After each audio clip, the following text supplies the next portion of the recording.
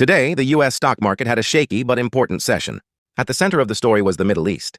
Investors were watching the conflict around Iran, Israel, and the Strait of Hormuz very closely. This matters because the Strait of Hormuz is one of the world's most important oil routes. If that route is disrupted, oil prices can jump fast, and that quickly brings back inflation fears. That is exactly why the market felt nervous early in the day. At first, stocks moved lower as traders worried that rising tension could hurt energy supply and push oil even higher.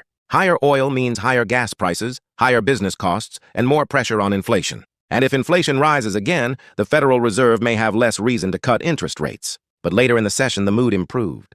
Reports suggested that fears around the Strait of Hormuz may not turn into a worst-case scenario, and oil prices came down from their highs. That helped U.S. stocks rebound from the day's lows.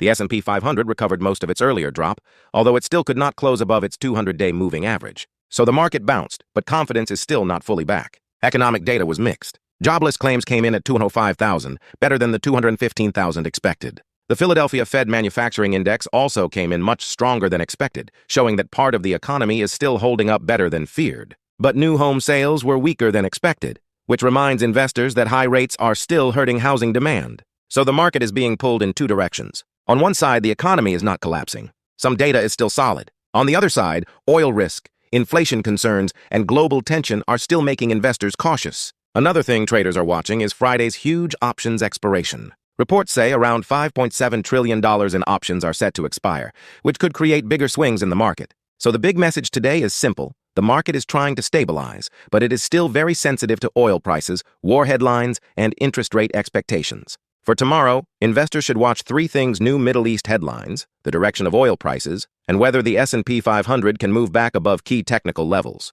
If you enjoyed this market recap, please like and subscribe for more.